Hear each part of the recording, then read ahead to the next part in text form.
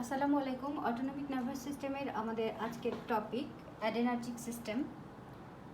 অ্যাডেনার্জিক সিস্টেমে আমরা যেমন কোলিনার্জিক সিস্টেম আলোচনার আগে কি কি টপিক আমরা আলোচনা করব সেগুলো আমরা কি করি মানে আমরা এগুলো হেডিং আকারে একটু বলে নিই। যেমন আমরা এখানে আলোচনা করব nerve endings, neurotransmitter, synthesis and metabolizing enzyme, then receptor, then drugs, that is adrenergic agonist, adrenergic antagonist. এই তো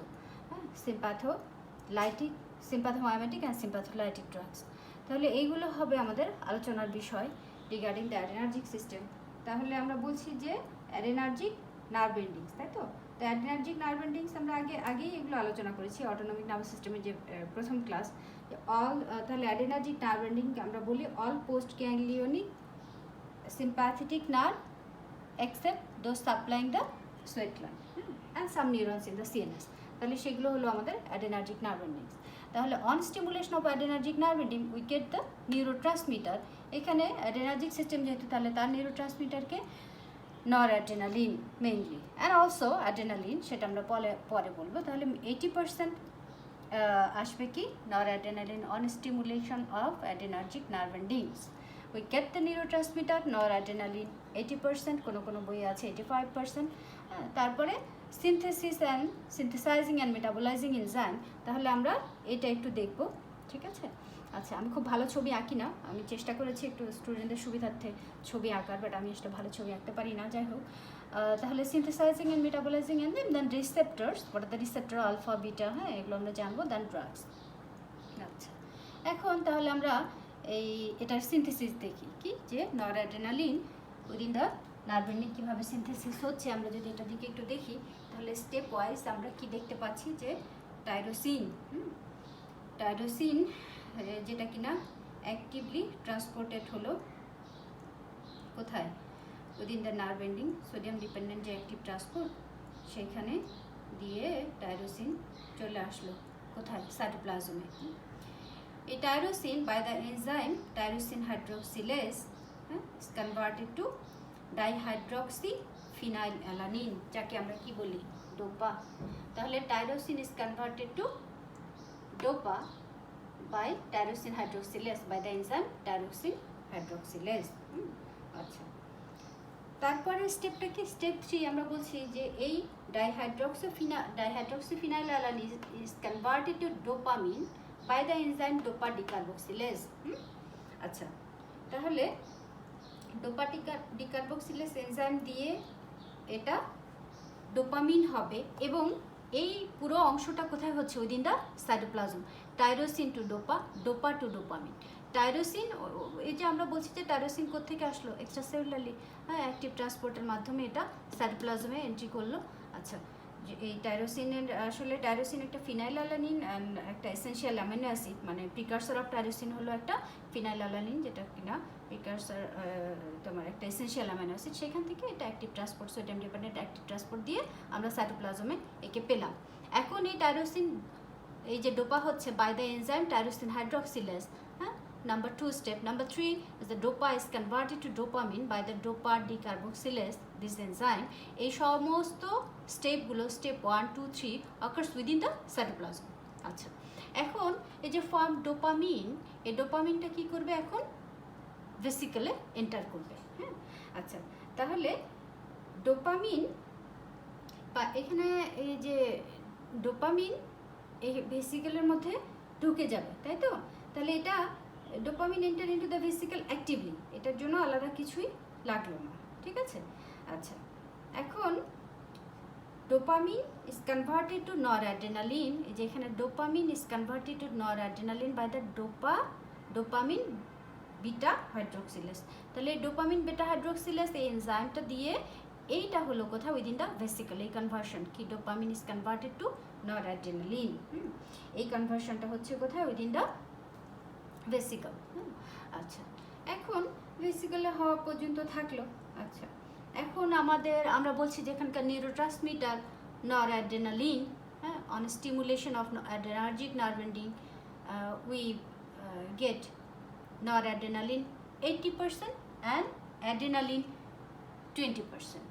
কোনো কোনো বইয়ে বলা আছে 85% নর adrenaline R non epinephrine and 15% কি অ্যাড্রেনালিন আর ইপিনেফ্রিন। তাহলে কথা হচ্ছে যে এখানে তো সিনথেসিস হচ্ছে না অ্যাড্রেনালিন, তাহলে আমরা পেলাম কোত্থেকে? অন স্টিমুলেশন এখান থেকে আসবে কি কি, ডোপামিন আসবে ভেসিকুলার কন্টেন্ট হিসেবে, নর অ্যাড্রেনালিন, এটিপি, পেপটাইডোগ্লাইকেন সবাই আসছে, তার সাথে এপিনেফ্রিন আর অ্যাড্রেনালিনকেও আমরা সিনাপটিক ক্লেফটে পাবো। এটা কিভাবে আমরা পরে বলি। হ্যাঁ, আচ্ছা, তাহলে এই সিনথেসিস এই পর্যন্তই কয়টা স্টেপ? এই যে 4টা স্টেপ এখানে হচ্ছে, সাইটোপ্লাজমে 3টা, আর 4 নম্বর স্টেপটা হচ্ছে উইদিন দ্য ভেসিকল। তাহলে সিনথেসিস কিন্তু শেষ হয়নি, নর অ্যাড্রেনালিন থেকে এরপরে কি হবে? অ্যাড্রেনালিন। অ্যান্ড এই স্টেপটা আমরা এখানে পাচ্ছি না, কোথায়? Within the nerve ending. কেন পাচ্ছি না? Because N methyl transferase enzyme is present only in the adrenal medulla. হ্যাঁ, তাহলে এন মিথাইল ট্রান্সফারেজ এনজাইমটা কি? যেটা কিনা নর অ্যাড্রেনালিনকে অ্যাড্রেনালিনে কনভার্ট করে। This enzyme is called N methyltransferase which is only present in adrenal medulla but absent in adrenergic nerve endings. So epinephrine or adrenaline is synthesized only in adrenal medulla, but not in the adrenergic nerve endings. তাহলে কেন আমরা পাচ্ছি on stimulation, আমরা সেই কথাটা একটু পরে বলি। এখন এই স্টেপগুলো আমরা আরেকটু দেখি যে টাইরোসিন যখন অ্যাক্টিভলি ট্রান্সপোর্টেড হলো, তখন আমরা এখানে বলছি যে সাইটোপ্লাজমে tyrosine is converted to dopa.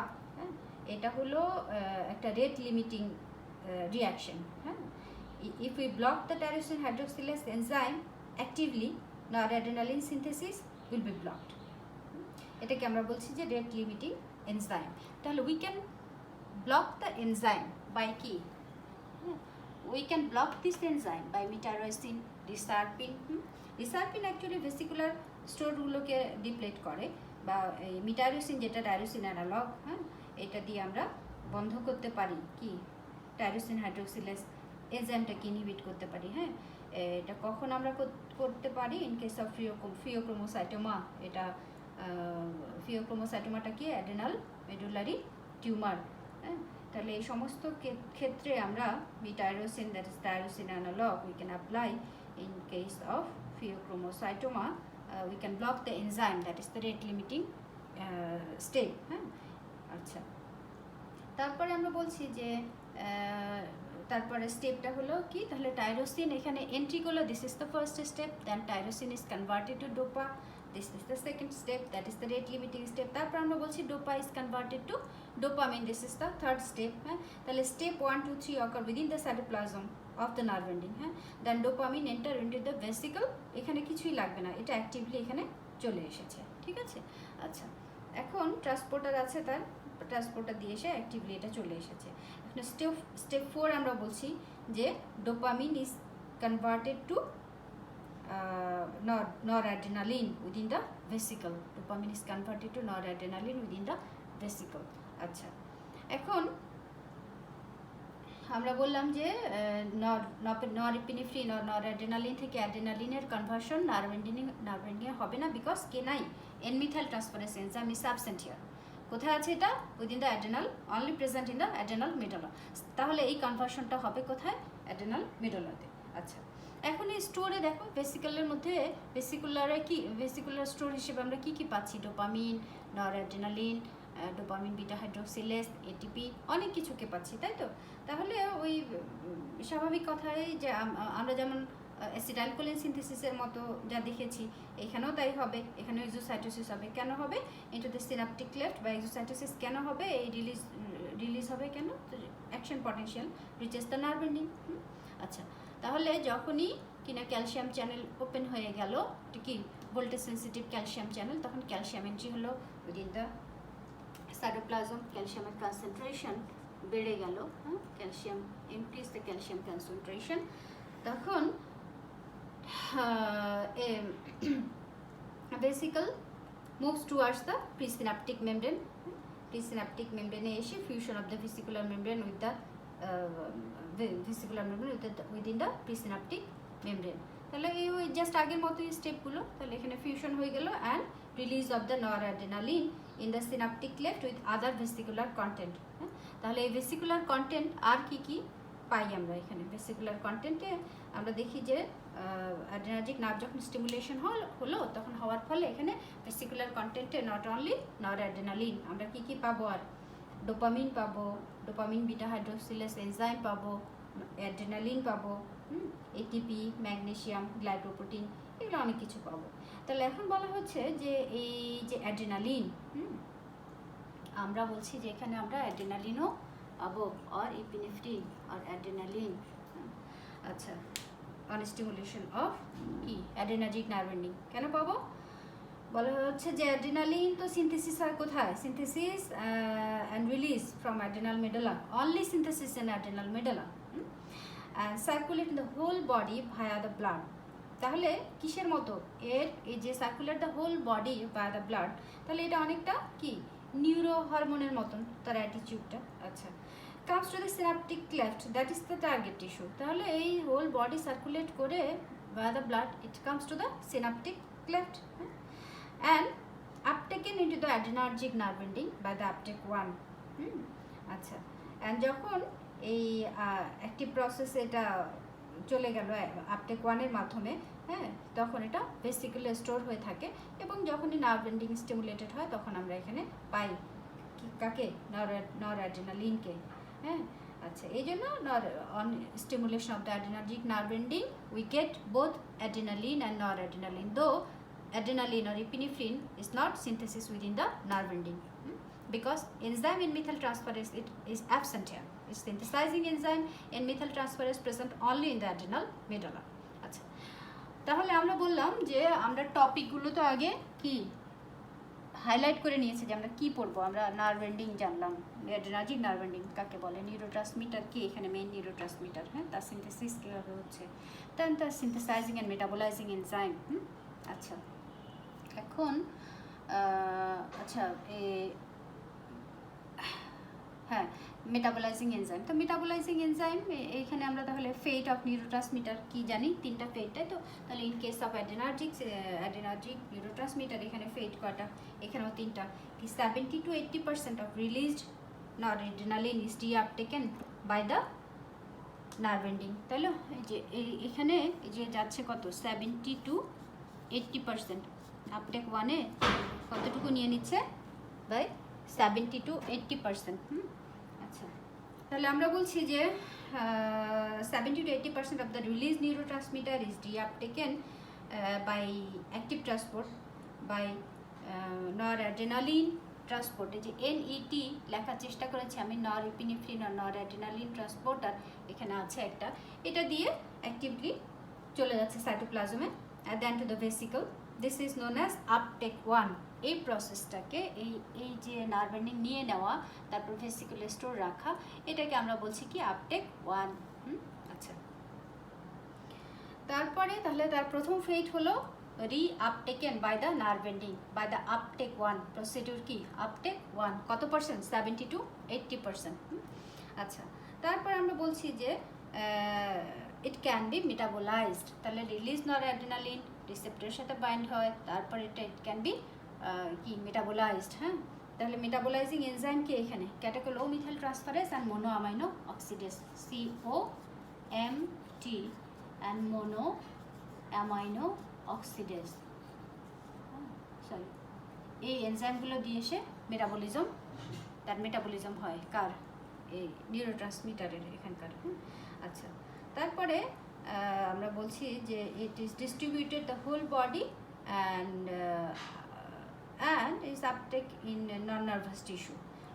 এইটাকে আমরা বলি যেমন মাসল, লিভার, অ্যাডিপোজ টিস্যু, এই নন নার্ভাস টিস্যুগুলোতে তার আপটেক 2 হয়। হ্যাঁ, ডিফিউশন টু নন নার্ভাস টিস্যু, যেমন কি অ্যাডিপোজ টিস্যু, লিভার, তারপরে তোমার মাসল, এইগুলোতে যাবে ডিফিউশনের মাধ্যমে, সেটাকে আমরা বলছি আপটেক 2। তাহলে আপটেক 1 হলো by the nerve ending and uptake 2 is the non-nervous tissue, that is uptake 1 in the nervous tissue and uptake 2 in the non-nervous tissue. আচ্ছা, তাহলে এখানে আমরা নিউরোট্রান্সমিটারের ফেট পেলাম কয়টা? 3টা। একটা হলো uptake 1, 80 to 70% of the released noradrenaline is de-uptaken by the nerve ending for and stored within the vesicle and released within the synaptic cleft. তাহলে এইটা হলো তার প্রথম ফেট, that is the procedure is called uptake 1. Then some portion metabolized by the enzyme catecholomethyltransferase monoamine oxidase, and আমরা বলছি যে and some portion diffuses to the non-nervous tissue, to the muscle, to the adipose tissue, to the liver, হ্যাঁ, এটাকে আমরা বলছি uptake 2। আচ্ছা, এখন আমরা বলছি যে এই সিনথেসিস যখন আমরা আচ্ছা, এখন আরেকটা কোশ্চেন অনেক সময় ভাইভাতে ছোট করে জিজ্ঞেস করা হয় বা রিটেনেও অনেক সময় বা এমসিকিউতে আমরা পাই কি ইপিনেফ্রিন আর অ্যাড্রেনালিন একে আমরা ট্রু নিউরোট্রান্সমিটার বলি না কেন, বা কি বলে এটাকে আমরা নিউরো হরমোন বলি কেন। আচ্ছা, তাহলে কথাটা হচ্ছে যে কি এটা কেন বলি না, ট্রু নিউরোট্রান্সমিটারের ক্রাইটেরিয়া আমরা আলোচনা করেছি আমাদের অটোনমিকের প্রিভিয়াস ক্লাসে, যে ট্রু নিউরোট্রান্সমিটার হওয়ার কিছু ক্রাইটেরিয়া রাখবে। একটা কেমিক্যাল এজেন্টকে দ্যাট ক্যারিজ দ্য ইনফরমেশন, তাকে আমরা তখনই নিউরোট্রান্সমিটার বলবো যখন এটা on stimulation of nerve ending, it should be released after some stimulation from the nerve ending. But in case of adrenaline or epinephrine আমরা দেখছি যে এটা কি এখানে সিনথেসিস হয় না, তার সিনথেসাইজিং এনজাইম আমরা এখান থেকে রিলিজ পাচ্ছি বটে, কিন্তু তার নিউরোট্রান্সমিটার হওয়া যে ক্রাইটেরিয়া, যে synthesising enzyme must be present within the nerve ending, metabolising enzyme must be present within the nerve ending. কিন্তু ইন কেস অফ অ্যাড্রেনালিন এর সিনথেসাইজিং যে এনজাইম সেটা কোথায় আছে, অ্যাড্রেনাল মেডালাতে, that is N-methyl transfer is present only in the adrenal medulla. But এটা হরমোনের মতো কি হোল বডিতে সার্কুলেট করে via the blood, comes to the synaptic cleft, and when uptake 1 occur along with the noradrenaline, it goes to the vesicle of the nerve ending. তো এই জন্য তার আচরণটা অনেকটা হরমোনের মতো, তাহলে আমরা এটাকে বলতে পারি neuro hormone, not true neurotransmitter, but এর মানে ক্যারেক্টারিস্টিক আমরা পাই অনেকটা নিউরো হরমোন, এই জন্য এটাকে নিউরো হরমোন বলা হয় অনেক সময়। অ্যান্ড এপিনেফ্রিন আর adrenaline is not a true neurotransmitter. আচ্ছা, এখন অ্যাড্রেনালিনের রিগার্ডিং অ্যাড্রেনালিন, আচ্ছা আগে আপটেক 1 অ্যান্ড আপটেক 2 এটা বলে শেষ করি। অনেক সময় এটাও জিজ্ঞেস করা what is the difference of uptake 1 and uptake 2 বা রিটেনে যদি আসে, হ্যাঁ, তাহলে আমরা এই রিটেন ওরিয়েন্টেড এবং ভাইভা, যেহেতু এগুলো রিভিউ ক্লাস, আমরা রিটেন এবং ভাইভা ওরিয়েন্টেড ক্লাসগুলো আমরা আলোচনা করতে চাই। আচ্ছা, তো বলা হচ্ছে যে কি আপটেক 1টা কি বললাম, এটা একটা অ্যাক্টিভ প্রসেস। অ্যাক্টিভ প্রসেসে 70 to 80% release noradrenaline is uptaken, এটাকে আমরা বলছি uptake 1, that is the active process. Uptake 2টাকে কি বলছি, যে আপটেক 2 এটা হচ্ছে কি নার্ভাস টিস্যুতে ডিফিউশন হচ্ছে, এটা হচ্ছে প্যাসিভ একটা প্রসেস। তাহলে এই আপটেক 1 অ্যাক্টিভ প্রসেস, আপটেক 2টা হলো একটা প্যাসিভ প্রসেস, এটা গেল। আবার এটা বলছি যে এটা occurs within the nerve ending, that is the nervous tissue, and কোথায় যাচ্ছে এটা, in the muscle, adipose tissue, liver, তাহলে এটা হলো নন নার্ভাস টিস্যুতে হচ্ছে, ঠিক আছে। তাহলে এটা গেল একটা ডিফারেন্স। আচ্ছা, এখন এই যে এখানে আমি ব্লক করেছিলাম কি টাইরোসিন হাইড্রোক্সিলেজ এনজাইম দিয়ে, আমরা বলেছি যে মিটাইরোসিন রিসারপেনিকা দিয়ে we can block this tyrosine hydroxylase, that is rate limiting step. এখানেও আমরা দেখি যে আপটেক 1কে আমরা ব্লক করতে পারি কি দিয়ে, তো অন্য কালে দিয়ে আমি এটা দিই তাহলে বুঝতে সুবিধা হবে। আচ্ছা, uptake 1 can be block by কি দিয়ে ব্লক করতে পারি, cocaine, ouabain, that is the cardiac glycoside, tricyclic antidepressant. তাহলে এই অ্যাক্টিভ প্রসেসটা আপটেক 1 70 to 80% নরঅ্যাড্রেনালিন রিআপটেক হওয়াটাকে আমি বন্ধ করতে পারি by apply cocaine, ouabain, tricyclic antidepressant. কখন দরকার হবে, যখন আমার সিনাপটিক ক্লেফটে অ্যাড্রেনালিনের কনসেন্ট্রেশন বাড়ানোর দরকার হবে, তখন we can apply some drug so that we can block the reuptake of the neurotransmitter by the uptake 1 process to the nerve ending. তাহলে আমরা we can block by these drugs. On the other hand, uptake 2 can be blocked only by steroid. তাহলে এরকম কিছু difference uptake 1 এবং uptake 2 এ আমরা পাই। যেমন আমি local anaesthetic agent দিয়েও এটাকে ব্লক করতে পারবো, কার্ডিয়াক গ্লাইকোসাইড দিয়েও ব্লক করতে পারবো, ট্রাইসাইক্লিক অ্যান্টিডিপ্রেসেন্ট দিয়েও আপটেক 1কে ব্লক করতে পারবো, but this uptake 2 can only be blocked by কি দিয়ে, শুধুমাত্র স্টেরয়েড দিয়ে ব্লক করা যায়। এখন মেটাবলিজমের ক্ষেত্রে যেটা বললাম যে ক্যাটাকোলোমিথাল ট্রান্সফারেস এবং মোনোঅ্যামিনো অক্সিডেজ এই দুটো enzyme is responsible for metabolising this neurotransmitter. তাহলে এরা কোথায় থাকে? লিভার, কিডনি, জিআইটি, হ্যাঁ, আদার অর্গানস এখানে থাকবে এনজাইম মোনোঅ্যামিনো অক্সিডেজ অ্যান্ড ক্যাটাকোলোমিথাল ট্রান্সফারেস। আচ্ছা, তো মোনোঅ্যামিনো অক্সিডেজ থাকে আসলে কি? Metabolism starts within the neuron by monoamino oxidase, then metabolism starts in other tissue by catechol-O-methyl transferase। তাহলে আচ্ছা, আরেকটা জিনিস সেটা হলো যে এই যে অ্যাড্রেনালিন আর অ্যাড্রেনালিন রিগার্ডিং এত কথা আমরা বলছি, এগুলোকে আমরা কি বলি? কি বলি এদেরকে? ক্যাটাকোলামাইন। এক কথায় কি বলি? What are the catecholamine? Name some natural catecholamine. বায়োতে কোশ্চেন শুরু হলো, name some natural catecholamines, বা what are the synthetic catecholamines, বা হয়তো প্রশ্ন করা হলো what do you mean by dobutamine, বা what is isoprenaline, হ্যাঁ, এরকমও কোশ্চেন থাকতে পারে। তাহলে আমরা বলছি যে এই, এবং ভাইভাতে একটা ফ্রিকোয়েন্ট কোশ্চেন যে কেন এদেরকে ক্যাটাকোলামাইন বলা হয়, তাই তো? আচ্ছা, ক্যাটাকোলামাইন বলতে তুমি কি বুঝো? তাহলে কি ক্যাটাকোলামাইন? খুবই সিম্পল, যে একটা ক্যাটাকল নিউক্লিয়াস আছে, তাই তো? আচ্ছা, তাহলে ক্যাটাকল বলাই হচ্ছে যে এই এপিনেফ্রিন নন এপিনেফ্রিন কেমিক্যালি নোন এজ ক্যাটাকোলামাইন। কেন? ক্যাটাকল নিউক্লিয়াস আর একটা হলো অ্যামাইন সাইড চেইন, তাই তো? তাহলে ক্যাটাকল নিউক্লিয়াস যেটা, সেখানে একটা বেনজিন রিং, হ্যাঁ, ক্যাটাকল নিউক্লিয়াস আমরা দেখতে পাই একটা বেনজিন রিং এবং hydroxyl group in number 3 and 4 position. আর কি থাকবে? Amine group attached in a side chain in 1 position. তাহলে একটা অ্যামাইন সাইড চেইন থাকবে কোথায়? ইন দ্য 1 পজিশন, এই বেনজিন রিংয়ের। তাহলে এটা হলো তার স্ট্রাকচার, হ্যাঁ। তাহলে ক্যাটাকোলামাইন বলতে আমরা বুঝছি যে হাইড্রোক্সিল গ্রুপ থাকবে 3rd and 4th position of benzene ring, আর অ্যামাইন গ্রুপ থাকবে একটা। তাহলে একটা ক্যাটাকল নিউক্লিয়াস একটা অ্যামাইন গ্রুপ মিলেই হলো ক্যাটাকোলামাইন। এই জন্য এদেরকে বলা হয় ক্যাটাকোলামাইন।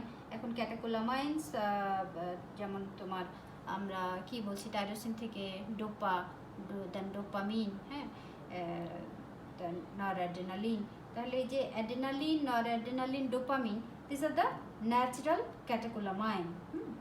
এই যে noradrenaline, adrenaline, dopamine, this are the natural catecholamine, হ্যাঁ, মানে tyrosine to dopa, dopa to dopamine, এই যে কনভার্সনের মাধ্যমে এখানে আমরা যা কিছু পাচ্ছি, ডোপামিন, নরঅ্যাড্রেনালিন, অ্যাড্রেনালিন, এগুলোকে আমরা বলছি কি? এটা ন্যাচারাল ক্যাটাকোলামাইন, হ্যাঁ। এবং আইসোপ্রেনালিন, ডোবুটামিন, এরকম আরও অনেক আছে যেগুলো, সেগুলো হচ্ছে সিনথেটিক, হ্যাঁ। তাহলে এখন আমাদের বাকি থাকলো কি? রিসেপ্টর। ড্রাগ আমরা অন্য লেকচারে আলোচনা করব। রিসেপ্টর কী কী আছে একটু সংক্ষেপে যদি আমরা বলি। অ্যাড্রেনার্জিক রিসেপ্টর, তাহলে আমরা বলছি যে অ্যাড্রেনালিন আর adrenaline binds with the specific receptor. তো ওই স্পেসিফিক রিসেপ্টরগুলো কি? আলফা অ্যান্ড বিটা, তাই তো? এখন আমরা এই রিসেপ্টরের লোকেশন কেন জানতে হবে? আলফা 1 কোথায়, আলফা 2 কোথায়, কেন মনে রাখতে হবে? কারণ হচ্ছে যে যদি আমি লোকেশন না বুঝি তাহলে আমি ড্রাগের ফার্মাকোডাইনামিকটা বুঝতে পারবো না। এই জন্য বিটা 1, বিটা 2, বিটা 3 এরা কোথায় আছে এইগুলো যেমন জানা দরকার আমাদের, হ্যাঁ।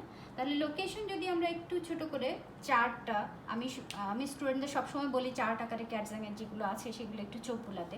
যেমন এটারও এই ছবিটা ক্যাটজাংয়ের থেকে যে একবার সিনথেসিসটা এই ছবিটা দেখে পড়বে, সে এখান থেকে আর কিছু আটকানোর কথা না, হ্যাঁ। আচ্ছা, এখানে কি দিয়ে ব্লক করা হয়, ফিওক্রোমোসাইটোমাটা কি, কেন রেট লিমিট স্টেপটাকে আমি টাইরোসিন অ্যানালগ দিয়ে কখন ব্লক করব ফিওক্রোমোসাইটোমা হলে পরে। এখানে যেমন ওই যে আমরা যে যখন সিনাপ্টোগ্রামিনের সাথে রিঅ্যাক্ট করে ক্যালসিয়াম, ইনক্রিজ ক্যালসিয়াম কনসেন্ট্রেশন যখন হয়ে গেল, তখন আমি এই যে ভেসিকুলার কন্টেন্ট থেকে রিলিজ হওয়া এক্সোসাইটোসিসকে we can block by guanethidine, bretylium, এটা দিয়ে আমরা ব্লক করতে পারি। তারপরে এখানে কোকেন, ওয়াবেন, ট্রাইসাইক্লিক অ্যান্টিডিপ্রেসেন্ট দিয়ে ব্লক করতে পারি। We can also block the uptake two by steroid. এই জিনিসগুলোর একটা ক্লিয়ার কনসেপ্ট থাকলে পরে আমি ড্রাগ বুঝতে পারবো। আদারওয়াইজ আমি যদি সিনথেসিসটাই না বুঝি এখানে, তাহলে আমি ড্রাগের মেকানিজম বুঝবো না। আর সিম্প্যাথোমাইমেটিক ড্রাগ যখন আমি পড়বো তখন আমি বুঝবো না এটা কীভাবে কাজ করছে। সিম্প্যাথোলাইটিক ড্রাগ যখন আমি পড়বো তখন আমি বুঝবো না এটা কীভাবে কাজ করছে। লাইক দিস, আমি যখন বলবো যে ইনক্রিজ পেরিফেরাল রেজিস্ট্যান্স বাই কি অ্যাডেনার্জিক ড্রাগ, তখন আমি বুঝবোই না যে আলফা 1-এর কী মেকানিজম। তাহলে আমাকে আগে জানতে হবে এটা লোকেশনগুলো কোথায়। তাহলে রিসেপ্টরের যে চার্ট আমি বলবো স্টুডেন্টদেরকে মনে রাখার জন্য, চার্টটা দেখে পড়ে নিতে, কেমন? আচ্ছা, তো আমরা একটু সংক্ষেপে বলে নিই। Alpha 1 located in the smooth muscles of the blood vessels supplying the skin and viscera. হ্যাঁ, তাহলে ইফেক্টে কী হবে? Contraction of the smooth muscle, that is vasoconstriction, increased peripheral resistance, increased blood pressure on stimulation of alpha 1 present in the smooth muscles of the blood vessels supplying the skin and viscera. আইয়ে যেটা আছে চোখে radial মাসলে আর ডায়ালেটর পিপলি মাসলে, এটা যদি stimulated হয় তাহলে কি হবে? Alpha 1 over the radial muscle of the dilator pupil muscle, চোখে, সেখানে কি হবে? contraction of the dilator pupil muscle and dilatation of the pupil, that is mydriasis. Normally আমরা বলেছি যে অ্যাসিটাইলকোলিন কনস্ট্রিক্টর পিপলি M3 এবং দ্যাট ইজ স্ফিংটার পিপলি এর মাধ্যমে, অ্যাসিটাইলকোলিনের মাধ্যমে, M3 যে অ্যাসিটাইলকোলিন হলো নিউরোট্রান্সমিটার চোখে, এবং অ্যাড্রেনালিন ডায়ালেটর পিপলি, দ্যাট ইজ আলফা 1। তাহলে এই দুটো স্যামালটেনিয়াসলি অ্যাক্ট করে, এই জন্যই একটা ব্যালেন্স অবস্থায় থাকে। আচ্ছা, যখনই ইফেক্টে ইমব্যালেন্স হয়ে যায়, তখনই যখন কিনা অ্যাসিটাইলকোলিন রিলিজ স্টপ হয়ে যায় তখনই হবে মাইড্রিয়াসিস, নর অ্যাড্রেনালিন রিলিজ যখন স্টপ হয়ে যাবে তখন হবে মিওসিস। বা যখনই কোনো একটা ইমব্যালেন্স হয় তখনই আমরা কি পিপিলের নর্মাল যেটা পাই না, either dilated that is mydriasis or constricted that is meiosis, এরকম অবস্থায় চলে যায় পিপিলটা। হ্যাঁ, আচ্ছা, এগুলো বিভিন্ন ড্রাগের এফেক্টেই আমরা পাবো, পরে আমরা আলোচনায় জানবো। তাহলে alpha 1 receptor, we are discussing about the location of the receptor and on stimulation of the receptor what will happen in the for the effects. তাহলে এখন আমরা বলছি যে আলফা 1 ইজ অলসো